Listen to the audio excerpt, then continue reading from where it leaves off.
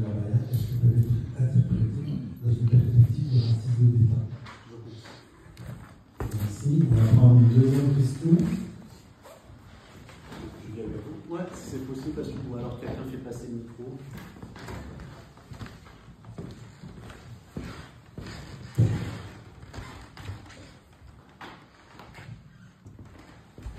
Une minute d'intervention pour remercier Olivier avant tout pour la permanence de sa recherche. Faire une remarque préliminaire de forme. Jean-Claude Meyer de l'UJFP a parlé plus que Alfred Zimmer du MRAP. Je déconne. C'était une blague. Alors, par rapport au Rome, je voulais rendre hommage, Olivier, à ce que tu as posé comme facteur de discrimination et rappeler que le 2 août, c'est la journée de commémoration que l'Europe consacre au génocide des Tziganes, qu'on appelle le Samudaripen. Chaque année, le 2 août, on commémore le génocide des Tziganes par les nazis. De même, le 16 mai, c'est la journée de la résistance des Roms. Les Roms se soulèvent à Auschwitz en 1944. J'ai presque terminé. On travaille à Strasbourg sur les expérimentations humaines du Struthof en 1943. On a retrouvé comme sujet d'expérimentation de la chambre à gaz du Struthof 4 Sinti, donc des Roms d'origine allemande, qui s'appellent Sarkozy. Pour montrer qu'ils sont des deux côtés du champ politique.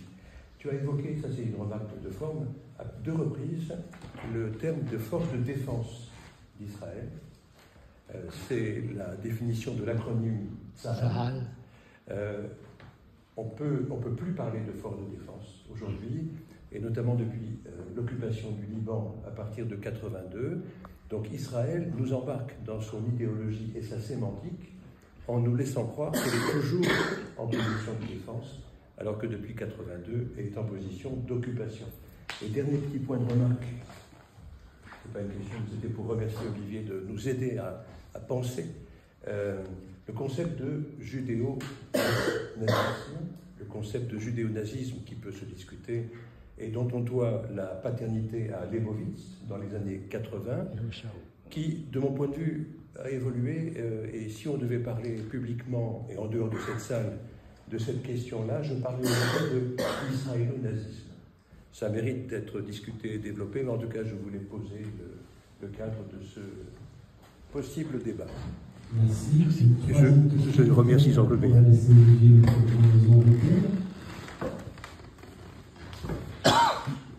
Moi, j'avais effectivement une question. On a parlé de l'articulation du politique au juridique, la question du Conseil d'État, la question de l'articulation entre les différents acteurs, on va dire des collectivités locales jusqu'à l'État,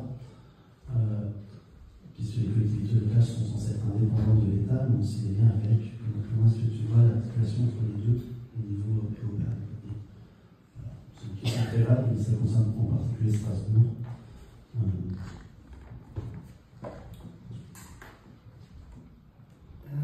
Alors, sur la première question, est-il possible de caractériser ce que vous avez dit de racisme d'État? J'aurais tendance à considérer plus précis qu'il faudrait caractériser cela d'islamophobie d'État, en rappelant que là aussi, là encore, contrairement à ce qui est devenu une sorte de vérité médiatique et politique, liée entre autres à Caroline Fourest, qui prend beaucoup de liberté avec les règles réglementaires de la recherche, en bonne essayiste pressé qu'elle est, pardonnez-moi, pas du néologisme, mais décidément. Bref. En bonne essayiste pressé, a réussi à imposer cette idée, à faire croire qu'elle est vraie, la thèse sur laquelle le terme islamophobie aurait été forgé par les mollahs iraniens à la suite de la révolution iranienne de 1979.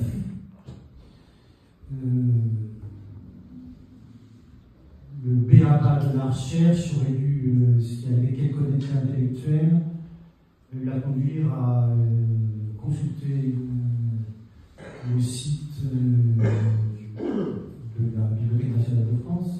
Il n'est même pas nécessaire de s'y déplacer, on peut le consulter par Internet, et elle aurait trouvé dans une revue de 1910 que le terme islamophobie est utilisé par un ancien gouverneur général de l'Afrique occidentale française.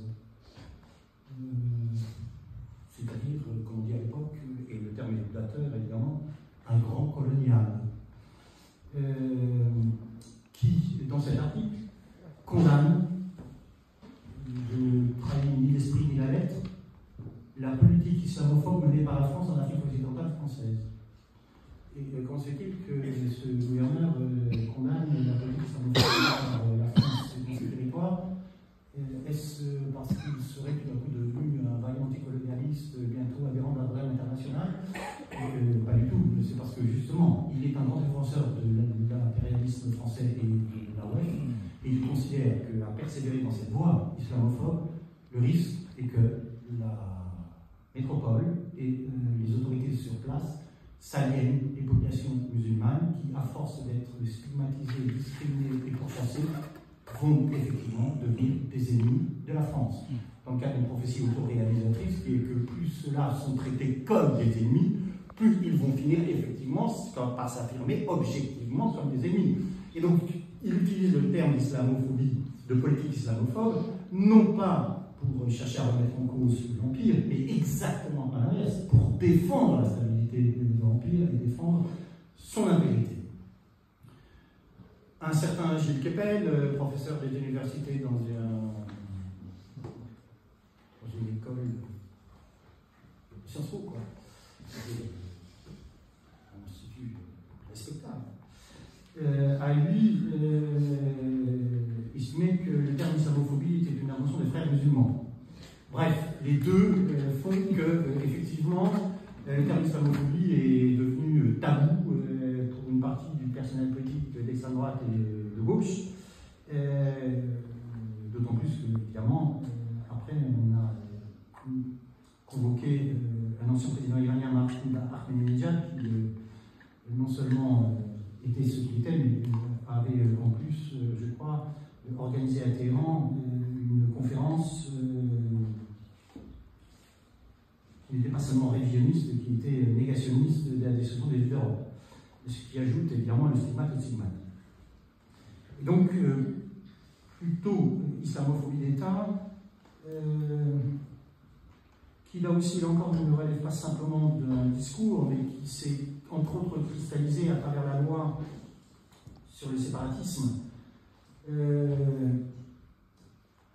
qui à l'origine, faut-il le rappeler, a été d'abord et avant tout voté, puis appliqué immédiatement, presque, contre des associations dites musulmanes, supposément ces associations, étant supposément ces associations faire peser une menace existentielle sur l'unité de la République, d'où l'incrimination du séparatisme.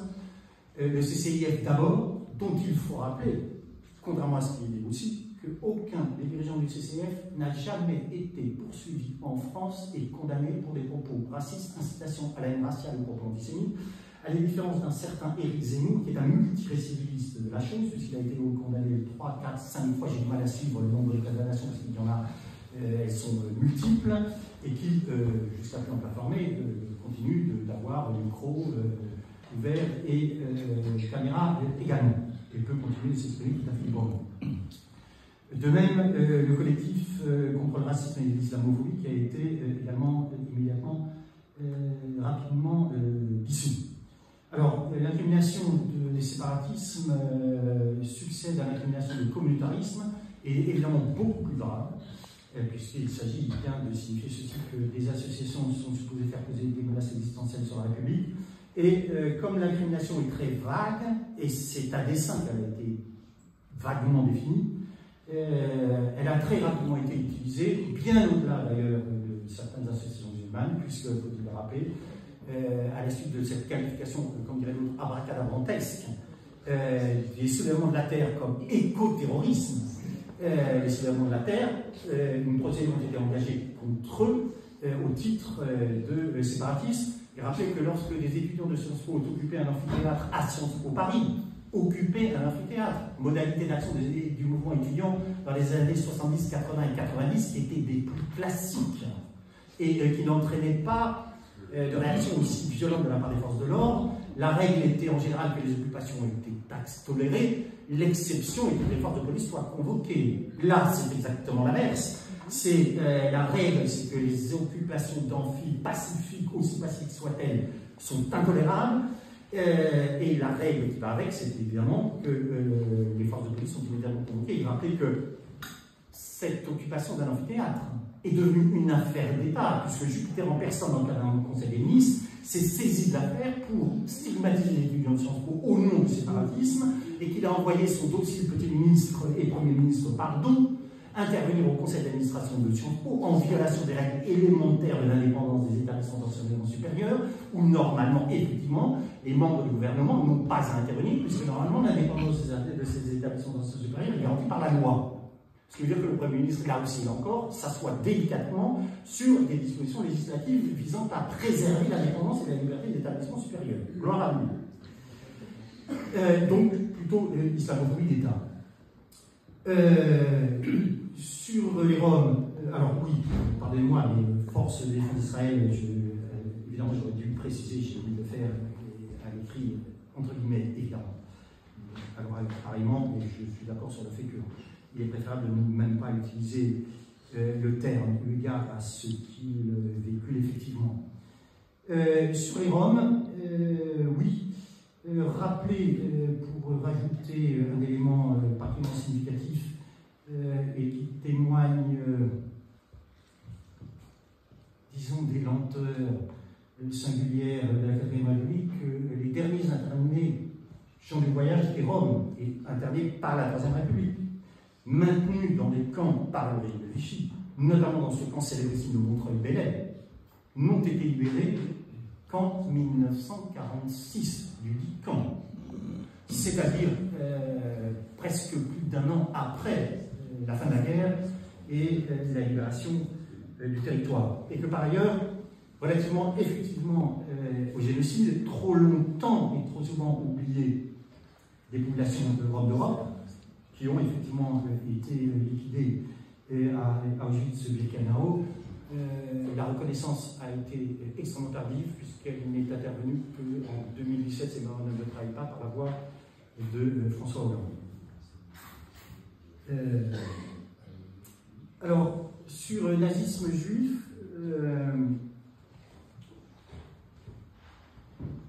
la chose en fait n'est pas si nouvelle que cela, et pas forcément aussi radicale qu'elle, enfin radicale oui, aussi qu'elle puisse immédiatement paraître. Il se trouve que pour rédiger cette ouvrage, j'ai repris un certain nombre de textes d'Hannah Arendt que j'avais lus mais que je n'avais pas véritablement travaillé, des textes d'Hannah Arendt publiés en 1947-48, c'est-à-dire au moment de la constitution de l'État juif. Et où Hannah Arendt écrit des textes d'une extraordinaire lucidité, non seulement sur ce qui est en train de se passer, mais également d'une extraordinaire lucidité sur ce qui risque de se passer si ce qui est en train de se passer persévère comme tel. Elle est parfaitement consciente que la constitution de l'État d'Israël débouche et ne peut que déboucher sur l'expulsion et la destruction d'une partie des populations palestiniennes. Au fond, elle est parfaitement consciente qu'elle a persévéré dans cette voie. Elle utilise d'ailleurs la référence, à juste titre d'ailleurs, parfaitement à dessein, parce qu'elle sait à quoi ça fait, elle sait pertinemment à quoi ça renvoie. Et elle rappelle ceci en citant Aristote qu'à persévérer dans cette voie, l'État d'Israël ne sera pas une nouvelle Athènes, libre, démocratique, égalitaire et fraternelle, mais sera une nouvelle Sparte, c'est-à-dire un État qui vivra par et pour la guerre, qui s'organisera par et pour la guerre, dont l'économie critère s'organisera par et pour la guerre, et qui, au nom de sa défense et de la défense de ses populations, justement, cherchera constamment à repousser les frontières qui sont établies en 1948. Terrible, hélas, c'est de constater qu'effectivement, ce que analysait Hannah Arendt à l'époque a connu effectivement les réalisations que l'on sait. Et plus précisément encore, Hannah Arendt caractérise le mouvement dirigé par Begin, de mouvement au fond national-socialiste juif. Et Hannah Arendt, lors d'un déplacement de Begin aux États-Unis, qui s'est déplacé aux États-Unis pour financer la campagne électorale qu'il mène en Israël, Hannah Arendt signe une tribune dans un très grand journal états-unien, qui je crois doit être le New York Times, signe une tribune avec un parfait inconnu, Albert Einstein, dans lequel il, au pluriel évidemment, met en garde entre guillemets la communauté juive et les démocrates états-uniens, non pas au sens partisan du terme, contre la présence aux États-Unis de Begin, contre le programme qu'ils défendent, dans la mesure où, estime-t-il, ce programme, son organisation, ses méthodes relèvent effectivement d'une sorte de fascisme juif. Hannah Arendt, à l'époque, allant même plus loin, considérant, faisant un parallèle entre la loi de 1935 de Nuremberg, la loi pour la défense, alors là, entre guillemets, puisque c'est une loi nationale-socialiste, la loi pour la défense du sang et de l'honneur allemand, disposition nationale-socialiste, il n'y a pas à avoir pour l'immédiate conséquence d'interdire toute relation amicale, amoureuse et sexuelle entre juifs et ariens, dans l'objectif évidemment de protéger les populations ariennes de la contamination par le sang et de la dégradation et de leur supposée qualité supérieure sur le plan moral, physique et intellectuel. Et elle compare cette loi à la loi établie en Israël qui identifie les juifs sur la base de la descendance et sur la base évidemment de la descendance de la mère. Toute position, il faut-il le rappeler, extrêmement courageuse dans le contexte de l'époque, ont conduit toute une série de proches, à la fois sur le plan intellectuel, politique et amical, à rompre avec elle. Hannah Arendt s'en est d'ailleurs parfaitement défendue, notamment à la rencontre de Gershom Scholem, qui l'accusait de ne pas aimer les Juifs, à quoi elle a répondu: je ne sais pas ce que c'est que aimer les Juifs, je ne sais pas ce que c'est que aimer l'État d'Israël, j'aime les personnes, et je considère que l'amour ne peut pas être dispensé à des êtres imaginaires, et ne peut et toujours porter sur des êtres de chair et de sang, et récusant par la même l'accusation qui lui était faite par Gershom Scholem. Et maintenant donc ces positions, je rappelle plus récemment que, alors indépendamment des positions qu'elle a pu prendre à la suite du 7 octobre 2023, que Eva Illouz, sociologue franco-israélienne, dans une tribune publiée dans Le Monde, a relativement, entre autres, à Itamar Ben-Gvir, caractérisé effectivement le courant dirigé par Itamar Ben-Gvir en Israël comme un mouvement naziste juif. Je rappelle que l'intéressé qui aujourd'hui fait partie de la coalition gouvernementale au sein du gouvernement de Netanyahou a comme délicat le projet de la mise en place d'un État théocratique en Israël, et qu'il est à la fois raciste, islamophobe, homophobe, sexiste, et que là aussi, il encore, son projet est très éloigné, c'est le moins plaisir, il n'est pas très éloigné, il est antinomique, et il supposerait, encore une fois, la destruction de ce qui reste d'État plus ou moins démocratique en Israël, et constitue à l'évidence un élément particulièrement important de radicalisation stupéfiante, avec des conséquences évidemment dramatiques à la fois à Gaza et dans les territoires occupés. Pardonne-moi pour la question que tu as posée, est-ce que tu peux très rapidement la reformuler de façon synthétique, parce que, à dire vrai, je ne l'ai plus en tête, et donc les ayant pas en tête, c'est très difficile.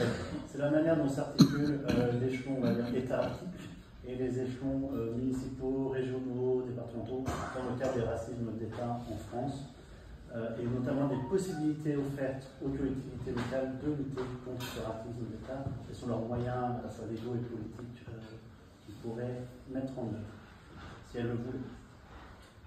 Oui, alors, avant de répondre à la question, je vais, si je puis dire, étendre la catégorie de romainophobie d'État, puisqu'il y a des analyses sur le sujet, à ce qu'on pourrait appeler au fond une romainophobie municipale, dans la mesure où les politiques municipales menées à l'encontre des Roms s'appuie bien sûr sur une romanophobie d'État, se légitime de cette romanophobie d'État pour persévérer dans la précarisation de populations qui sont déjà très fortement précaires. Et là, les institutions communales, dans certains cas, fonctionnent comme le relais de politiques publiques qui contribuent éventuellement à aggraver une politique publique nationale.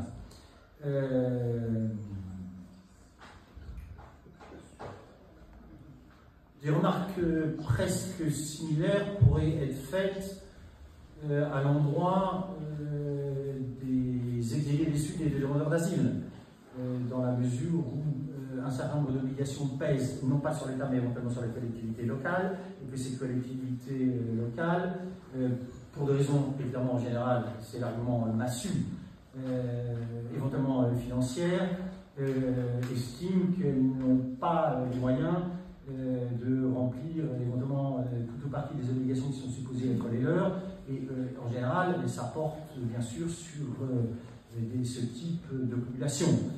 J'en veux pour preuve, mais parce que c'est une réalité qui m'est plus familière que la réalité de Strasbourg. Éventuellement, les politiques municipales menées à Paris, à l'endroit des exilés des Sud, dont on aurait du mal à dire qu'ils sont accueillis, dans la mesure où une bonne partie d'entre eux vivent dans des tentes proches du périphérique, du 1er janvier au 31 décembre, et dans des conditions parfaitement dramatiques, où ils sont victimes de violences policières, qui viennent s'ajouter aux violences politiques qu'ils ont subies dans leur pays d'origine, et qui sont, dans certains cas, source de traumatisme supplémentaires, alors même que cela concerne des hommes et des femmes qui, juridiquement, devraient effectivement être protégés par l'État français, dans la mesure où une partie d'entre eux sont afghans, soudanais, et viennent notamment d'autres pays, de pays d'Afrique, où leur intégrité physique et psychologique est particulièrement menacée. Alors, à l'inverse, mais là, oui, nous sommes en droit d'exiger des municipalités, effectivement, que relativement aux populations roms, relativement aux exilés des Sud, et surtout quand ces municipalités sont évidemment dirigées par des forces qui se disent progressistes, ces municipalités auraient et devraient, au regard des principes qui sont supposés les animer, mettre en place les moyens à la fois financiers, matériels et humains permettant de tempérer autant que faire se peut et la romanophobie d'État et les formes de racisme d'État telles que j'ai pu les signifier antérieurement. Alors, je vois que la salle est de plus en plus agitée. Alors, tout le monde avait prévu jusqu'à quelle heure? 22h30, c'est marqué. 22h. Alors, On a largement de temps. Ça me laisse un peu de temps. Je propose qu'on reprenne une série de 3 questions ici, et puis ensuite on personne derrière. C'est pas vraiment une question, mais c'est un complément. On pourrait aussi parler de judéo-fascisme, parce qu'il faut savoir que le maître spirituel, si on peut dire, de Netanyahou n'est autre que Vladimir Jabotinsky, qui se qualifiait lui-même de sioniste révisionniste, et qui, dans les années 30, admirait Mussolini, et avait même organisé une espèce de milice avec des chemises, je ne sais pas de quelle couleur elles étaient, mais enfin, c'est aussi, il n'y a pas que judéo-nazisme, on peut aussi dire judéo-fascisme ou judéo-mussolinisme, je ne sais pas comment il faut dire.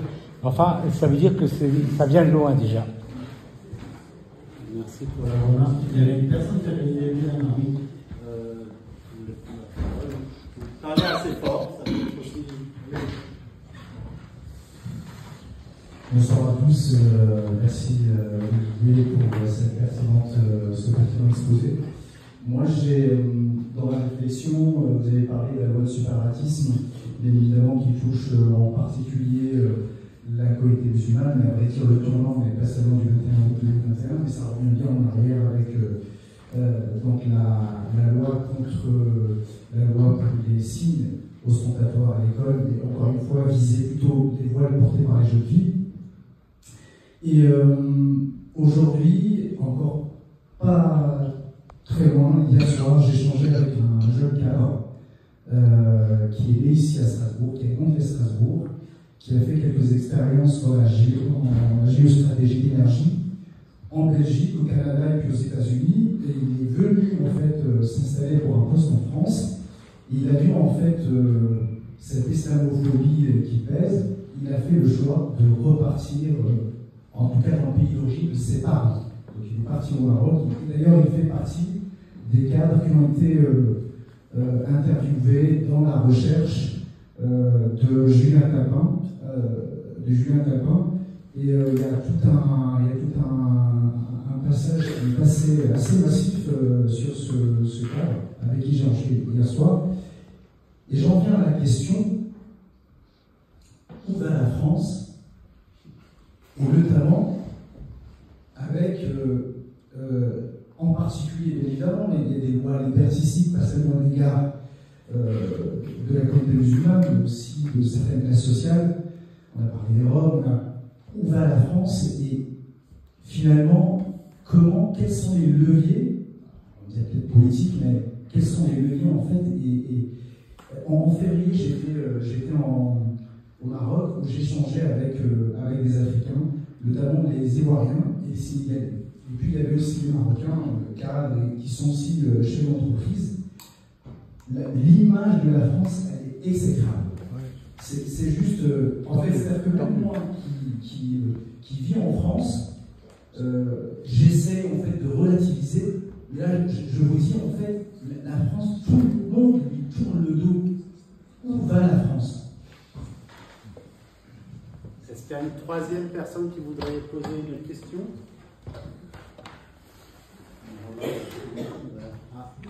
Tout en fond, on va voir.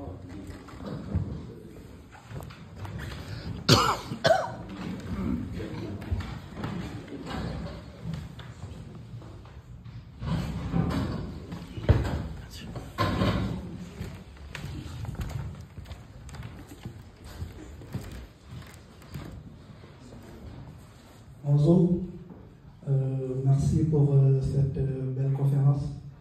En fait, j'avais une question parce que si on convoque l'histoire, on voit que les États comme la France et les États-Unis, durant la période coloniale et durant l'esclavage, ils ont mis en place des lois qu'on peut qualifier de racistes, comme le code de l'indigénat, mais aussi le code noir, mais aussi la loi sur la ségrégation raciale. On constatait que durant ces périodes-là, ces lois-là faisaient l'objet d'une application effective et sévère. Ce qui faisait que les personnes soumises à cette loi étaient obligées de respecter ces lois sous peine d'une sanction sévère. Cependant, on note qu'actuellement, toutes les lois sont antiracistes, mais aussi antidiscriminatoires. Mais aussi, on note qu'il y a une absence de volonté de la part de l'État à appliquer effectivement ces lois-là. Malgré les violations répétitives qu'on a constatées de la part même de l'administration, la question qui se pose est de savoir s'il s'agit d'un choix de la part de l'État ou bien s'il s'agit d'un signe d'impuissance. Merci.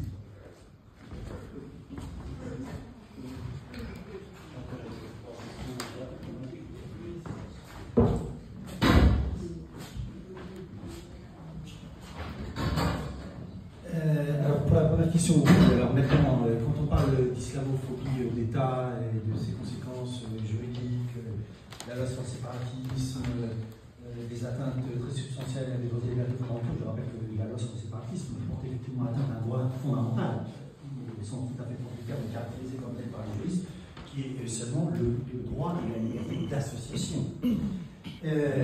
Ce n'est pas seulement cela, c'est ce que tu as, ce que tu dois y citer effectivement, et maintenant la chose est parfaitement documentée, c'est que cette islamophobie d'État, d'abord élitaire, devenue une politique publique, justifie et légitime évidemment une islamophobie populaire.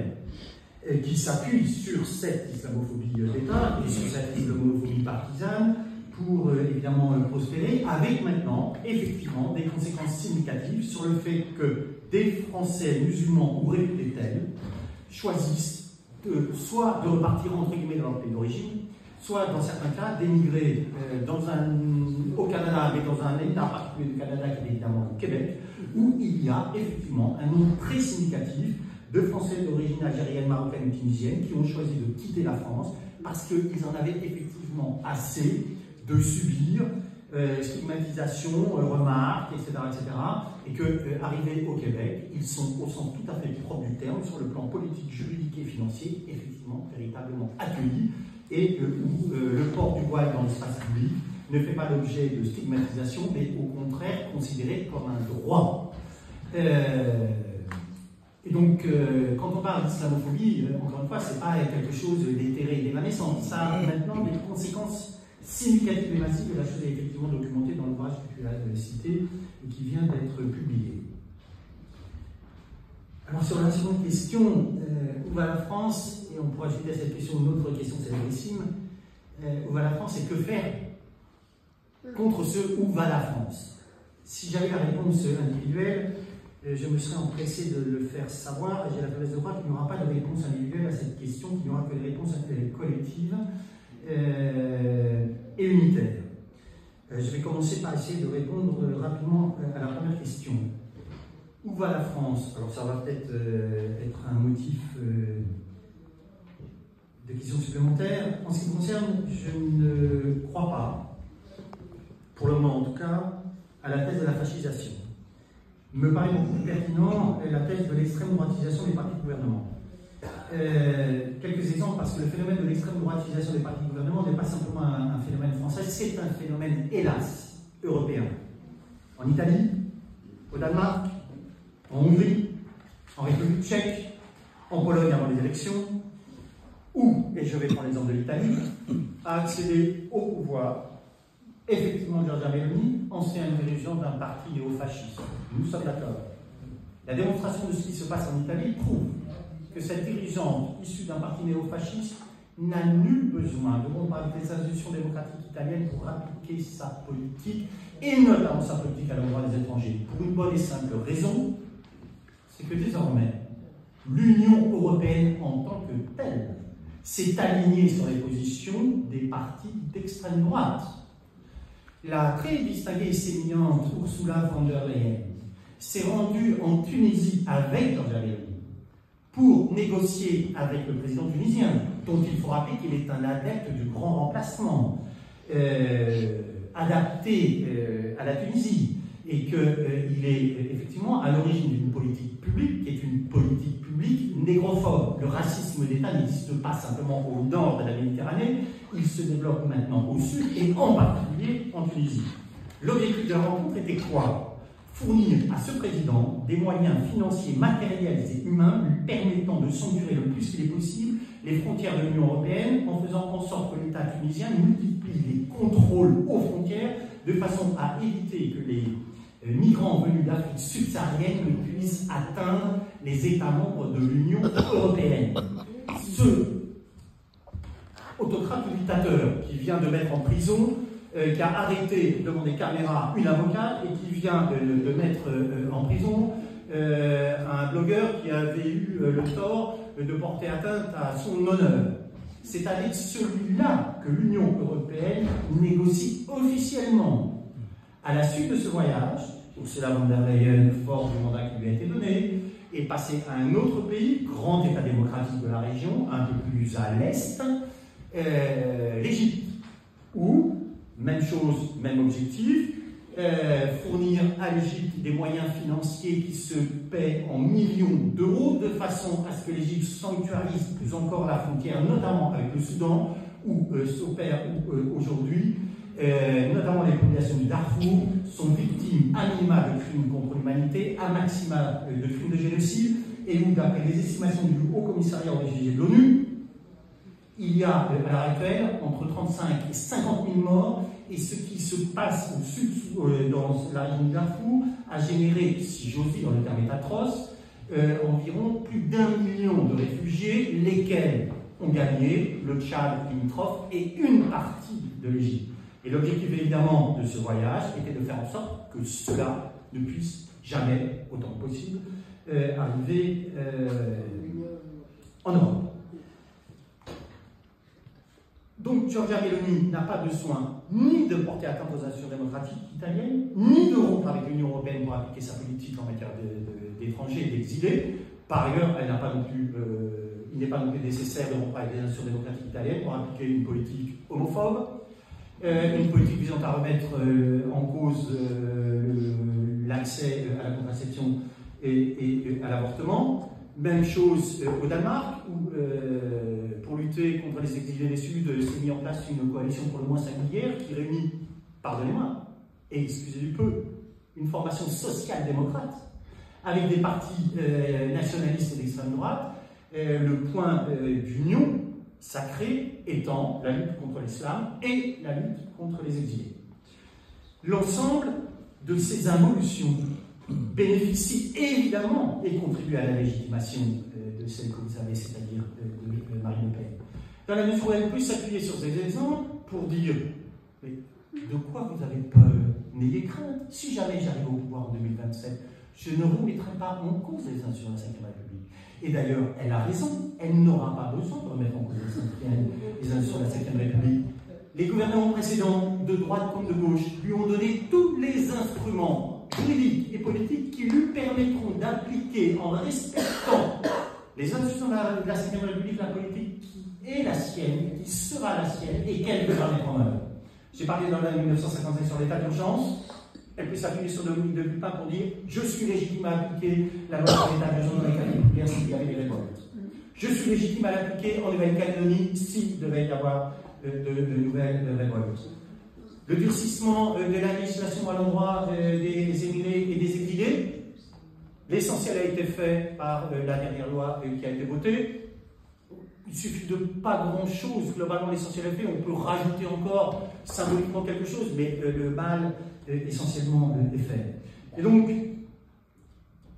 à l'échelle européenne maintenant, s'est mis en place un mécanisme particulièrement pervers d'extrême droitisation des partis de gouvernement qui rend d'autant plus légitimes les partis d'extrême droite que justement ces partis de gouvernement se sont extrême droitisés et ont repris à leur compte des parties très substantielles de ces programmes d'extrême droite qui désormais sont appliqués effectivement par des forces, disons, traditionnelles. Et donc, je crois que l'analyse qui repose sur la fascisation ou le spectre du fascisme me paraît à la fois minorer le fascisme et majorer la République en oubliant par trop que la Troisième République a été une république raciste, impérialiste, sexiste, romanophobe, xénophobe, colonial bien sûr, le tout dans un contexte républicain et que ces éléments-là ne sont pas du tout incompatibles avec les principes de la République. Et quand même rappeler le dernier ouvrage de le nom de l'auteur vient de m'échapper, mais c'est une trilogie absolument remarquable sur l'arrivée au pouvoir de Mussolini et la façon dont il a persévéré dans cette voie, qui s'appelle M. Rappelez que quand Mussolini prend le pouvoir, il prend le pouvoir en 1922. La marche sur Rome est une invention mussolinienne, parce qu'il n'y a jamais eu de marche sur Rome, et les fascistes ne sont même pas arrivés à Rome, ils ont été arrêtés avant. Mais Mussolini prend le pouvoir dans un contexte de quasi-guerre civile en Italie, lié entre autres à la Révolution d'octobre, à la tentative de révolution en Allemagne, à la tentative de révolution en Hongrie, dans un contexte de mobilisation extrêmement importante de la classe ouvrière italienne et dans un contexte de mobilisation extrêmement importante des ouvriers agricoles et de la petite paysannerie du Pau qui se révoltent contre les grands propriétaires terriens avec à la clé occupation des fermes, occupation des bâtiments et dans certains cas, évidemment, expulsion et dans certains cas, assassinat des grands propriétaires terriens. Et il montre très bien comment les élites politiques, administratives et financières italiennes qui, au début, méprisaient absolument Mussolini, un espèce de gueux sorti de n'importe où, qui disait n'importe quoi, ont fini par se rallier à lui pour une raison, c'est que Mussolini et son parti sont apparus dans ce contexte-là comme l'unique solution permettant effectivement de rétablir ce qu'ils appelaient l'ordre, c'est-à-dire de mettre un terme au spectre de la sociale et de la révolution, qui n'était pas du tout un spectre évanescent, mais un spectre très pressant et particulièrement présent. Et effectivement, parmi les premiers actes que va prendre Mussolini, c'est de rompre immédiatement avec les institutions démocratiques italiennes et avec le système multipartisan italien, en interdisant tous les partis, sauf le sien bien sûr, et en interdisant tout multipartisme et tout multisyndicalisme, et en interdisant toute organisation politique, syndicale ou associative indépendante de l'État. Et donc, si l'on se réfère à cela, le constat est terrible. Mais aujourd'hui, ce qui menace la France et l'Europe, c'est évidemment pas le spectre de la révolution. Ce qui menace la France et l'Europe, c'est le spectre d'un néolibéralisme de plus en plus néolibéral et de plus en plus autoritaire pour parvenir à ses fins. Et que, encore une fois, même ceux qui sont issus de mouvements néofascistes n'ont même pas besoin de s'affranchir du cadre démocratique parce que, et la démonstration est faite en Italie, ce n'est pas, à l'heure, aujourd'hui en tout cas, ce n'est pas nécessaire à l'entreprise qui est la leur. Alors, je ne dis pas que cela ne sera pas forcément nécessaire à l'avenir. En tout cas, pour le moment présent, ce à quoi nous assistons d'ailleurs, alors c'est intéressant parce que le terme n'était plus utilisé du tout, il était complètement tombé en désuétude, et dans les champs académiques et dans les champs politiques, il a ressurgi, et il est maintenant relativement couramment employé, qui était le terme du libéralisme, forgé au lendemain de la Révolution française, entre autres par Benjamin Constant et Tocqueville, pour désigner des courants politiques hostiles à la Révolution française, contre-révolutionnaires au fond, ou en tout cas particulièrement conservateurs et hostiles au principe de la Déclaration des droits de l'homme. Et à juste titre, j'ai la faiblesse de croire qu'effectivement, ce à quoi nous assistons, outre l'extrême droitisation, c'est la conséquence de cette extrême droitisation, nous assistons maintenant en Europe, au sein des États membres de l'UE, au surgissement d'États de plus en plus autoritaires et d'États de plus en plus illibéraux, c'est-à-dire qui prennent effectivement de plus en plus de liberté avec un certain nombre de grands principes des droits et libertés fondamentaux. Mais ça, en soi, ça ne suffit pas, me semble-t-il, à caractériser ces involutions et ces États comme des États de type fasciste. Sur la dernière question, s'agit-il d'un choix ou d'une incapacité? C'est ça. Je vais répondre très rapidement. Il s'agit évidemment d'un choix, il s'agit de politique publique, c'est pensé, c'est réfléchi, c'est réitéré, c'est élaboré par de brillants juristes, en général sortis des très bonnes écoles de la République, Sciences Po et l'ENA, qui sont chargés de mettre en forme juridique les conceptions politiques défendues par qui vous savez. Alors simplement, puisque vous avez à juste titre cité le Code noir, ça me permettra, c'est un sport intellectuel que j'aime beaucoup, de remettre en cause un certain nombre d'éléments de la mythologie nationale républicaine et qui voudraient nous faire croire que l'esclavage a été aboli par la grâce du célèbre décret, rendons-lui grâce néanmoins, de Victor Schœlcher en 1848. Rappelez quand même que les révolutionnaires ont mis 5 ans, et quand je parle des révolutionnaires, c'est le comité de salut public, c'est Saint-Just et Robespierre, pas exactement des modérés, si je me rappelle bien. Ont mis 5 ans à découvrir que l'esclavage était contraire à la déclaration des droits de l'homme et citoyen, puisque l'esclavage est aboli qu'en 1794. Et rappelez que l'abolition de 1994 n'est une abolition en droit qui ne vient que sanctionner une abolition de fait, puisque effectivement les esclaves à Saint-Domingue, les esclaves qu'ils étaient, avaient entendu parler de la déclaration de 26 de 1789 et n'ont pas tardé à conclure que dès lors qu'on déclarait tous les hommes libres et égaux en droit, ils étaient des hommes libres et qu'ils allaient arracher leur liberté et leur égalité par la force, parce que les colons et la France très révolutionnaire ne voulaient pas le faire de grâce. Ce qu'ils ont fait. Rappelez que la France est le seul État à avoir rétabli l'esclavage par la grâce de celui qui demeure un héros national républicain, qui jouit d'un extraordinaire mausolée au cœur de Paris, aux Invalides, pour ne pas le citer, Napoléon Ier, plus connu pour avoir forgé ce code que l'humanité nous envie, le Code civil, qui est un sommet relativement à ces questions, de sexisme d'État, puisque le Code civil... Alors oui, traite d'un point de vue juridique les femmes sur le même plan que les incapables criminels, et le Code civil de 1804 est revenu sur des acquis révolutionnaires, notamment peu de temps après sur le divorce, qui a été relativement libéral au temps de la Révolution française et qui a été interdit du temps du glorieux empereur. Alors comment les vaillants républicains arrivent à honorer Napoléon aux Invalides et Victor Schœlcher au Panthéon? J'avoue que la dialectique peut beaucoup de choses, mais en matière de souplesse idéologique, j'avoue ne pas savoir cette souplesse-là et avoir encore du mal à comprendre. Mais je comprends très bien évidemment en fait de quoi il s'agit. Rendons grâce à Victor Schœlcher, abolition de l'esclavage, formidable, la République est conforme à ses principes. Oui, sauf qu'il y a un petit codicile, il y a un petit article qui n'est pas petit du tout dans le décret d'abolition, qui est la question des réparations. Et ces réparations ont été accordées à qui? Aux victimes du crime contre l'humanité? Non. Les réparations ont été accordées aux propriétaires d'esclaves, sur la base d'un raisonnement imparable sur le plan juridique. Article 44 du Code noir. Les noirs sont définis comme des biens meubles. C'est d'ailleurs la même caractéristique juridique que cette table et cette chaise, parce que ça permettait effectivement de mettre les noirs sur un marché. Donc, les propriétaires d'esclaves se voient privés par la grâce de l'abolition de l'esclavage de leurs biens. Conséquence, ils doivent être indemnisés en raison de la privation des biens consécutive à l'abolition de l'esclavage. Et donc, les propriétaires d'esclaves se sont enrichis par deux fois, par la grâce de l'esclavage et par la grâce des indemnités qu'ils ont reçues. Bien, poursuivons. On nous a dit, ils nous ont dit, que enfin l'esclavage avait disparu des colonies françaises. Fort bien.